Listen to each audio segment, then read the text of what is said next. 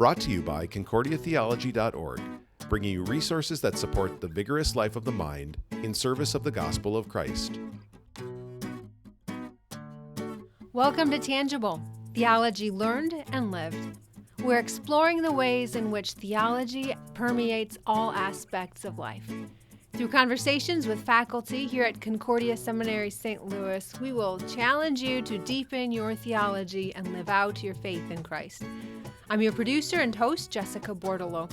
I'll talk with a variety of professors on a variety of topics, something different every episode, but all pointing to the intersection of faith and daily life, because it's tangible. Theology is learned and lived. Christian education is a tangible way to put our faith into action and live out our theology. Historically, it's been a cornerstone of the Lutheran Church Missouri Synod, going back to 1839, when a group of Christians left their homes in Germany in search of religious freedom.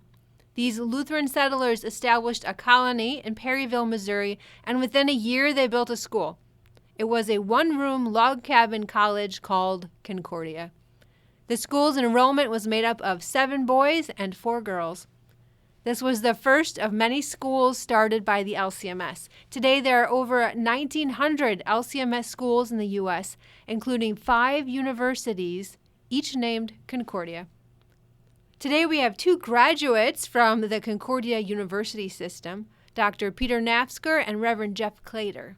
Pastor Jeff Cloeter is a senior pastor at Christ Memorial Lutheran Church in St. Louis. He began his role there serving in youth and young adult ministry and went on to plant Christ Memorial's urban mission site called Reliant. He's authored 2 books, Loved and Sent, How 2 Words Define Who You Are and Why You Matter, and the children's book, Tales from Cabocona. Pastor Cloeter comes from a long line of Lutheran ministers. In fact, he's the 6th generation stretching back to 1849. That's just 10 years after the Concordia Log Cabin School started. Pastor Cloeter, I'd like to welcome you for the first time on the show. Thank you, Jessica, for having me. Dr. Peter Nafzger is Associate Professor of Practical Theology and the Director of Student Life at Concordia Seminary, St. Louis. He's been on faculty since 2016. As a professor of homiletics, he teaches seminary students how to preach and is a frequent author for 1517's Craft of Preaching. His most illustrious accomplishment is his work with the weekly podcast Lectionary Kickstart, produced right here. Peter, welcome back to the show. Thank you very much, Jessica. Schools within the Concordia University System are not the only schools where Christian leaders are educated, nor do they educate only church workers.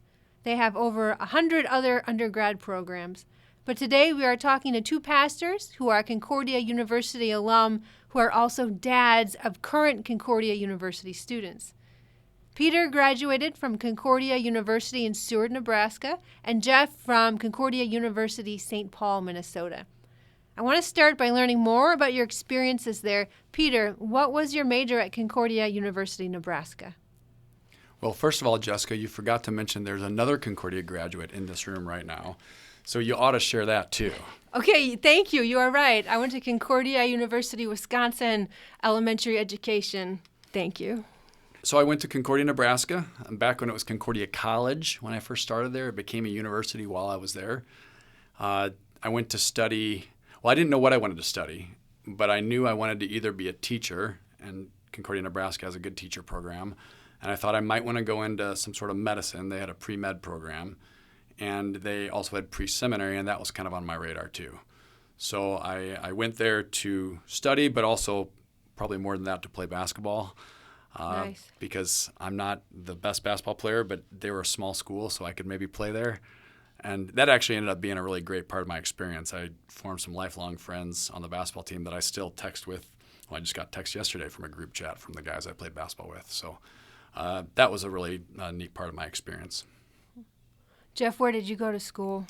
I did not get a full ride scholarship to Concordia to play basketball.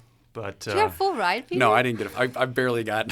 But, Peter, we got full ride scholarships to play basketball at Concordia Seminary. That's right. Yeah, we were here on scholarship, so very excited about that. I went to Concordia University, St. Paul, Minnesota. So I grew up, my childhood was in the Upper Peninsula of Michigan, and then moved in high school to Minnesota. I never went to a Lutheran school until college. So it was important for me after kind of public school education where there weren't any Lutheran schools to have a place where I could learn about my faith and study theology. At that point, I knew I wanted to be a pastor. I was kind of maybe a little bit different than most. I sort of had an understanding or a sense of it early on in my life, sort of in my DNA or blood.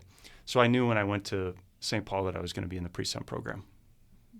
So you felt it in your blood. Does that have anything to do with you being the sixth generation of Lutheran pastors? A little bit, yeah, probably. Yeah, there's an unbroken line until 1849.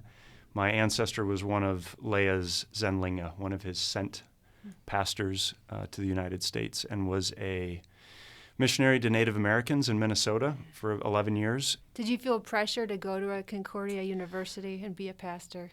I didn't, but I was very sensitive to the fact that people could perceive it as sort of the family business because my dad is a pastor, grandfather. So I was very secretive about my lineage for a long time until an Irish missionary friend of mine scolded me for being ashamed of my heritage. And he said, "How dare you feel that way? Your ancestors prayed for you, and God has answered their prayer that there would be somebody after them to preach the gospel." And so that was a defining moment for me. And I said, okay, I can't be ashamed of this. I have to own it as part of God's providence and grace that the call comes in many different ways. What made you pick Concordia St. Paul?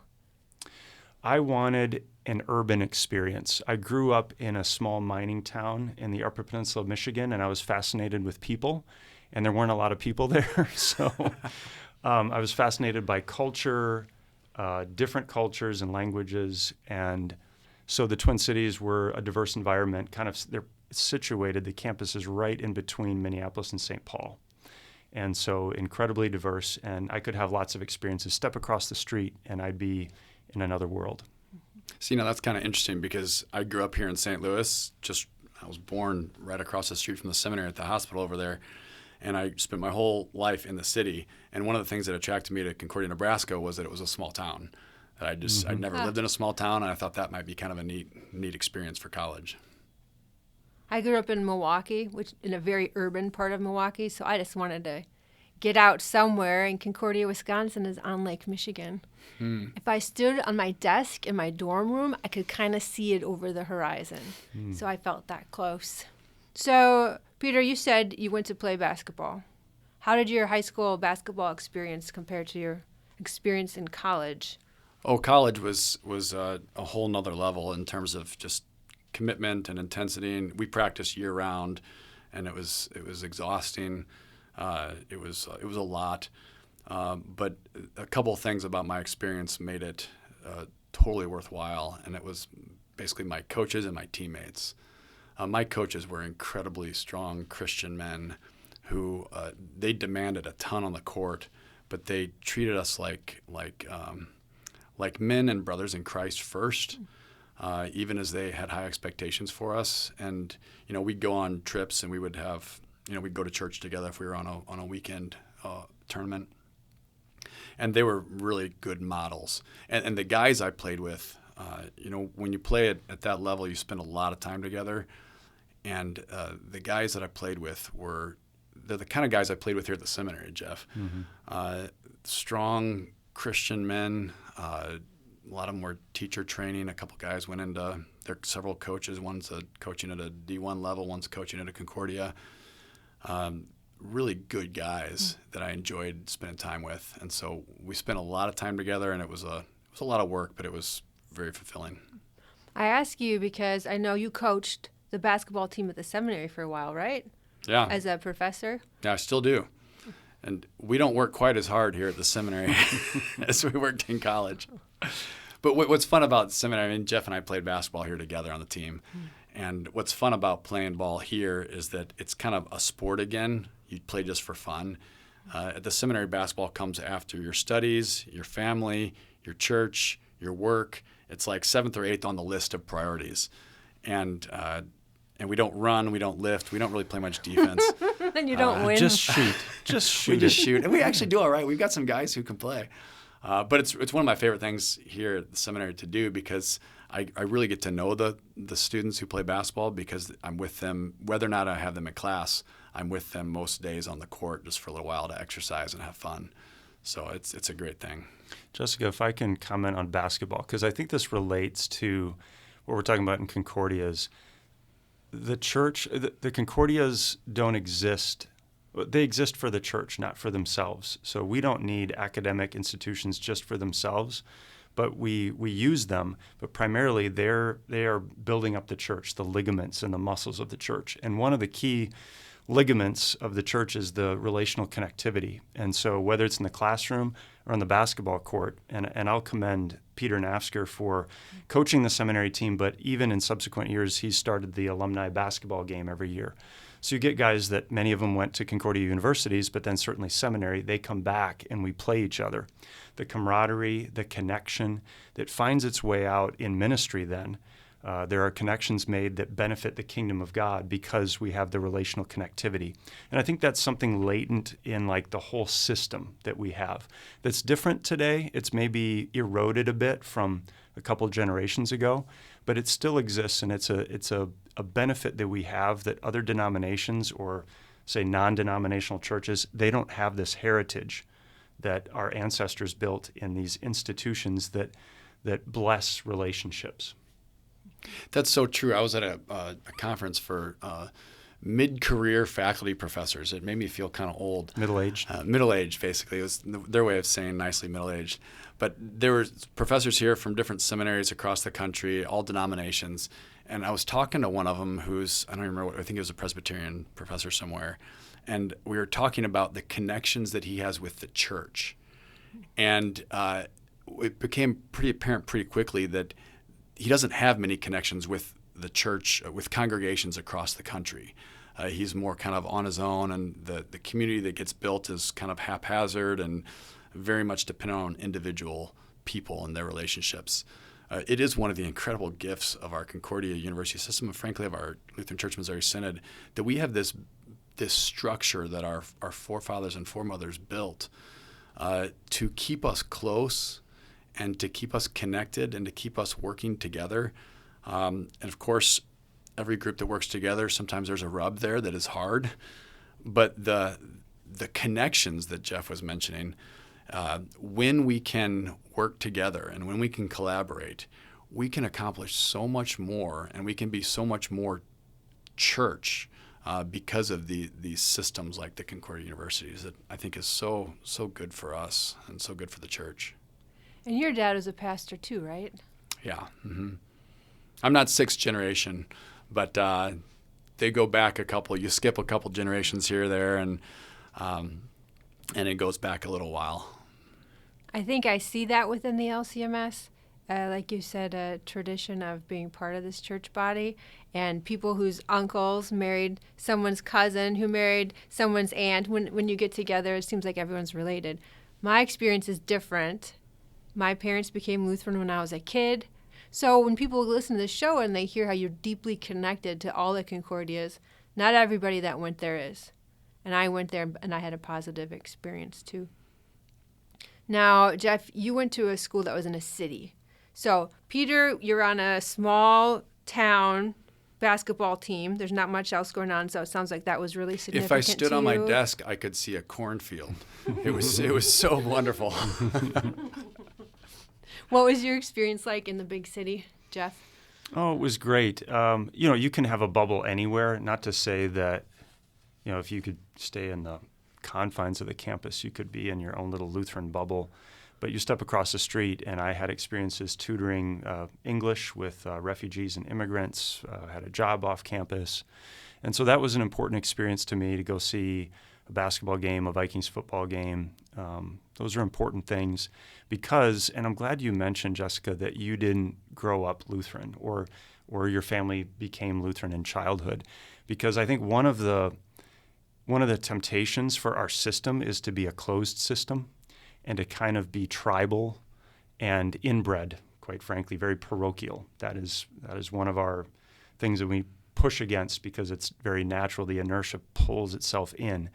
So to have others on campus is really important, to invite them in, where if you didn't have the heritage. I'm very sensitive to people who would be considered outsiders to our tribe and making sure they feel welcome and that it's accessible for them. Is our theology accessible? Is our community, our churches, are they accessible to someone who comes from the outside? So I felt like I had that experience at Concordia St. Paul. When I came, they went from, I think, NAIA to Division II. So in the Twin Cities, next to the University of Minnesota, a Big Ten team, they're the only school in the metro area that can give kind of NCAA scholarships, or at the time could anyway, at Division II. So you had a very different student body right next to pre-seminary students. I had classes with kind of Division II athletes who were far from Lutheran, if Christian. And that was important to me, too. It's a test of lived theology. The thing that I'm learning in one class, can I take it then into the math class and talk to the linebacker? And so I think that was an important part of my St. Paul education. That is an interesting part, I think, of higher education probably in general, but in our Concordias, I think it's still the case probably today. You know, a lot of smaller schools, higher education schools, have a lot of athletes, because that's a big part of our culture, of course. And so, you know, you described, Jeff, the interaction between athletes and pre-sim students and church work students.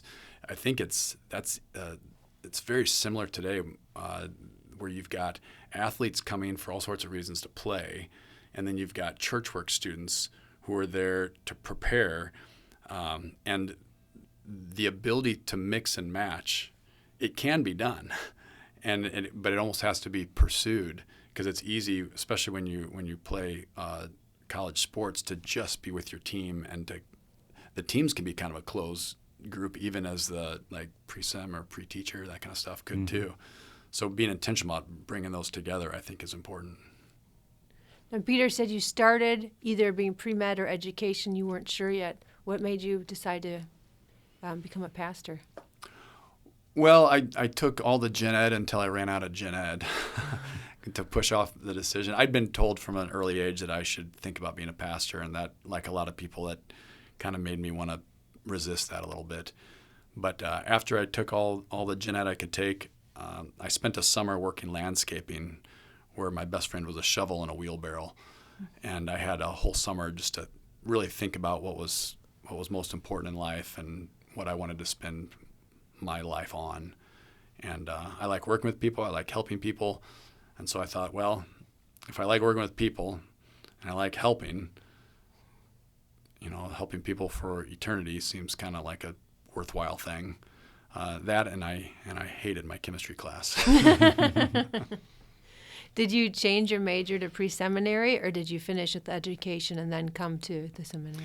Well, at Seward, which I really appreciated, they strongly encouraged us not to get theology majors, because it was really important at the time, and I think it maybe still is, for them to have guys who go to the seminary who know something about something other than just theology.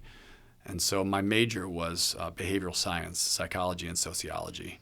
And so I learned a lot about people. It turns out that is kind of useful for ministry. But I did sociology, psychology, and then pre-sem on the side just to get ready to come here. So you both have kids that are in college now or on their way. What were the factors in determining which school they went to? So it was their choice. I've got two who both are at Concordia Seward. And we tried, Katie and I met my wife at Concordia Seward. I didn't mention that. That's probably the best part of hands down, the best part of my experience. And we really did not want our kids to feel like they needed to follow in our footsteps. But unlike me, so I'm unlike Jeff, I was a systems kid all the way through. From kindergarten to seminary, graduate school, I've taken one class outside of our system. The rest of it's all Lutheran day school, Lutheran high school, Lutheran college. My kids' experience has been different. My kids have been in public schools the whole way. And when our older two were getting ready to go to college, they were very interested in studying somewhere where where classmates shared their faith. They had interacted with enough Concordia grads to think that's something that I would like to be a part of. And for them, it was important to go someplace like at Concordia. And then we visited a number of them. And for my daughter especially, she was the oldest, the first one. She was really interested in a residential situation where a lot of the students lived on campus. Community was really important to her. And she wanted to go, frankly, where the highest percentage of kids who lived on campus were students there. And that was her first question at each Concordia we visited. And so we had good visits at all of them, but that landed her at Steward. What's her major? She is behavioral science also, and pre-nursing, and with an art minor. And she's trying to figure out what she's going to do with all that. Now you have a second kid going to Seward, right? Yeah, our son is just finished his freshman year, and I think he basically saw how good of a situation and how good of experience she was having, and likewise he wanted to go where there would be a Christian community for him, and so he's just finished his first year. He's an English major, and he's having a great experience. Lots of good friends. What factors went into your children's choice, Jeff?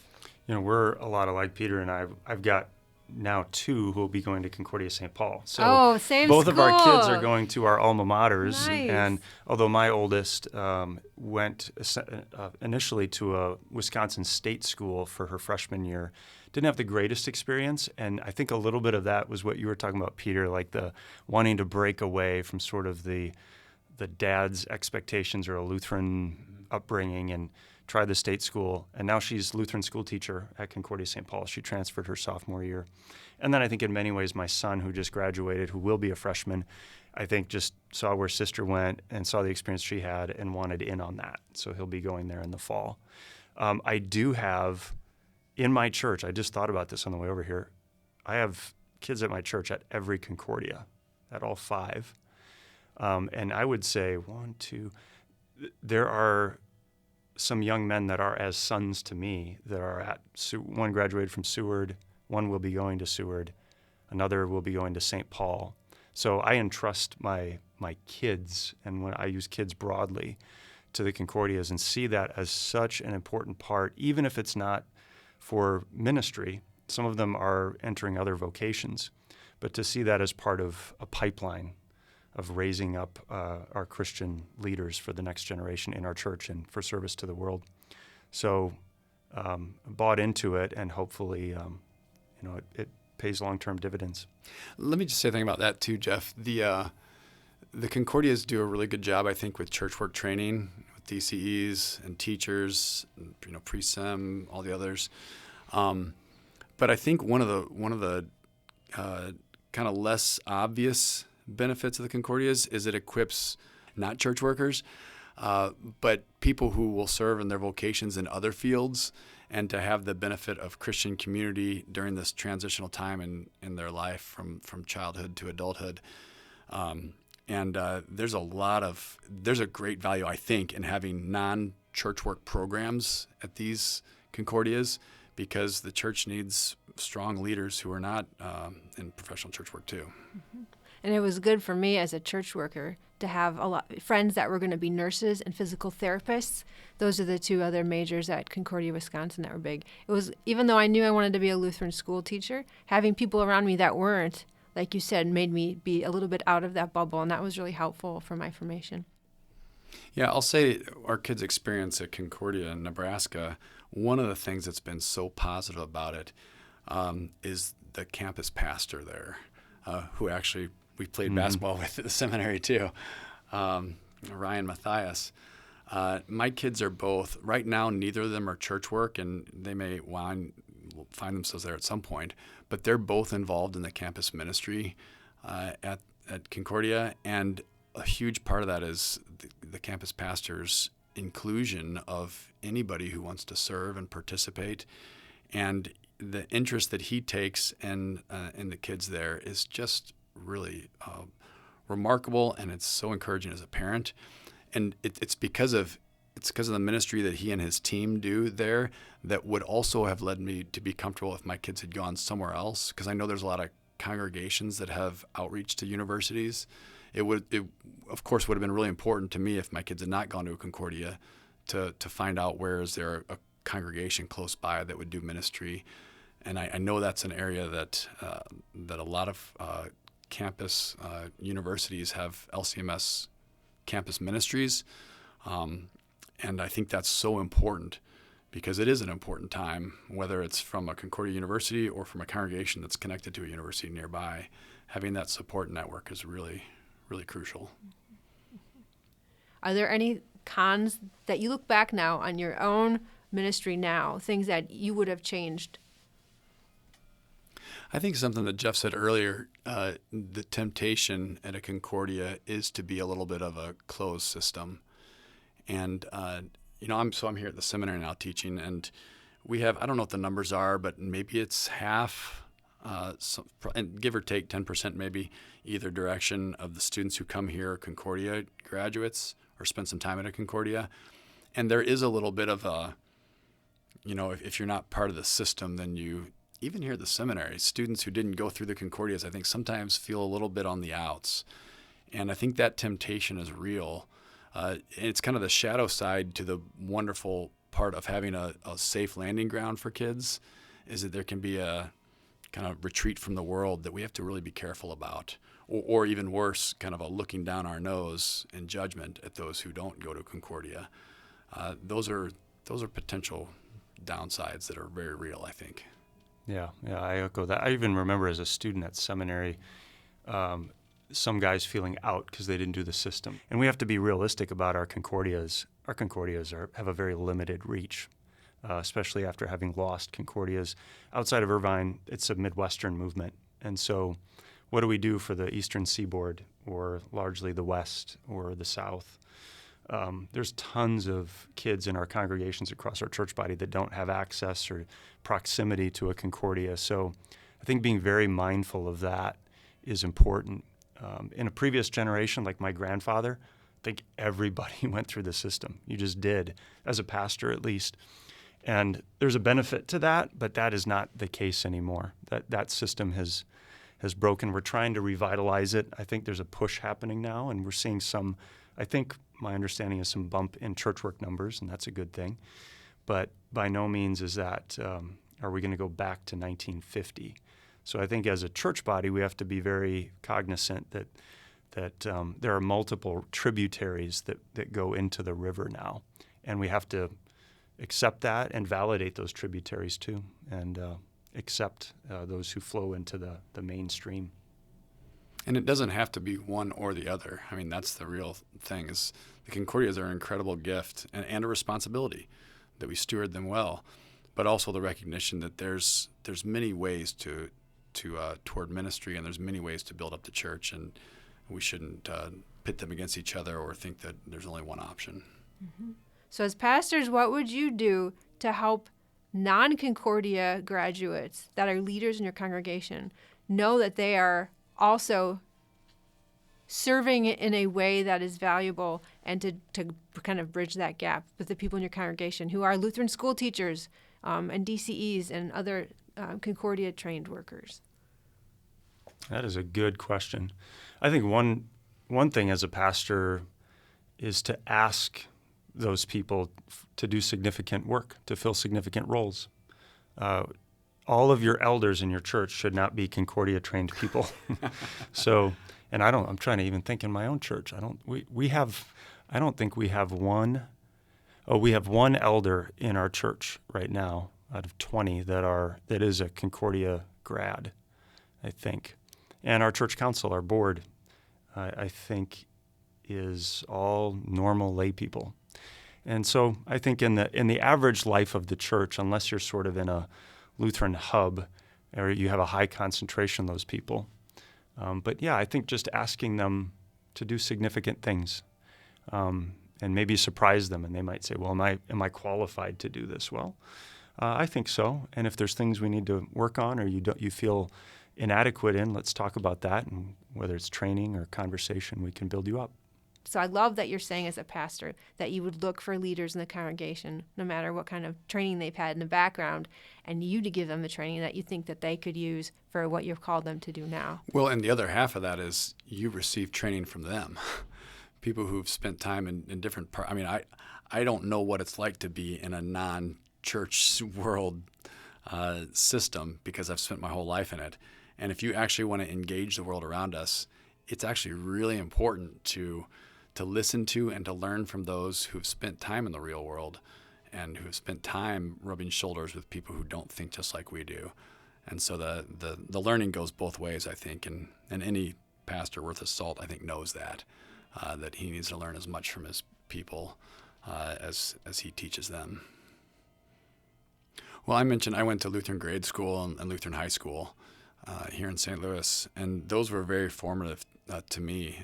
The Lutheran grade school was my church's school, and so for me, until I was out of 8th grade, I would have had a hard time distinguishing between church and school. It was just very closely connected.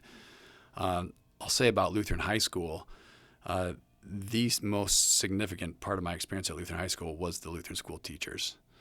The Lutheran school teachers, I think they're probably maybe an underappreciated office in our church, the Lutheran school teacher office.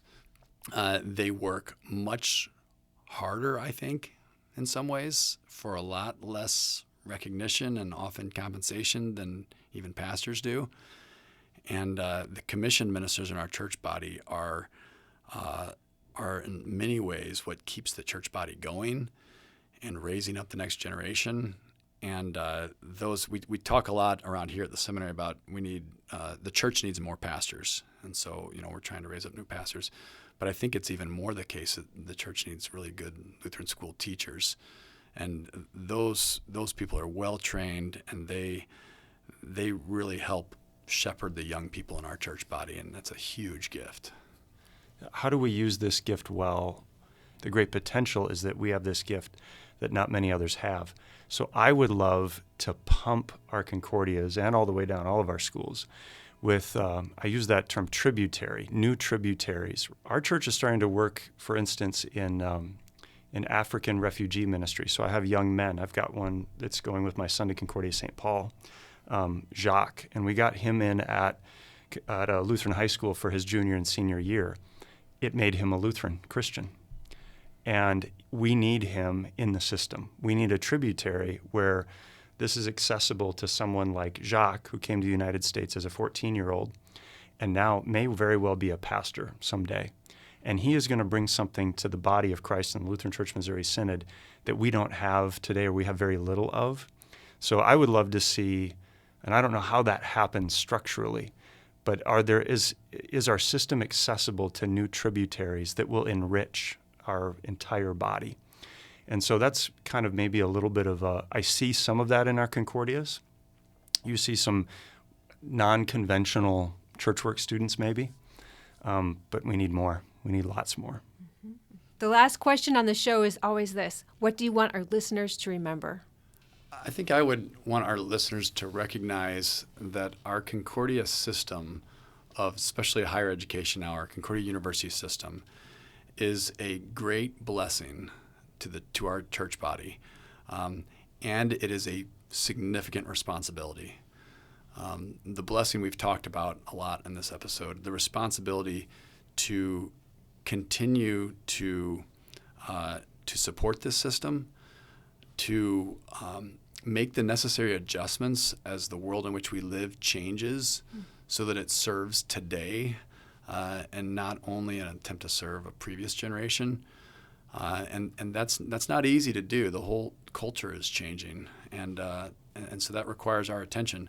But we should not approach that with fear, but with gratitude and with opportunity, and to continue to steward for our kids and the next generation what our ancestors put together for us. We're on the campus of Concordia Seminary right now, and a storm came through last May and took out some great historic trees. And I've noticed that even in my neighborhood, some great trees have been cut down. They're mature and they die. And I've been kind of a cranky old man about like, hey, plant some new trees. And so we've got to plant trees. The Concordias are part of that. They're just a tool for us. It's not an end. They're a means. But I think every pastor and every Christian, every church, every congregation should be planting trees, always looking behind them and saying, who's next? And empowering young people to lead. I think every church should just have a filter of who's next and planting trees. Pastor Jeff Cloeter, thank you for being on the show today. Privilege. Dr. Peter Nafzger, thanks for coming back. Good as always. That's it for today. You can find more episodes of Tangible on all the major hosting apps, our YouTube channel, or as always on our website, concordiatheology.org. We have a lot more free resources there. You should check it out. If you'd like to see the show continue, you can subscribe for free, share, leave a review. This impacts the search algorithm, which makes it easier for people to find us. We have these awesome, sweet, new, tangible vinyl stickers. If you want one, shoot me an email and I'll send it to you, tangible@csl.edu. I'm your producer and host, Jessica Bordolo. Join me next time when we talk about the intersection of theology and daily life, because it's tangible. Theology is learned and lived.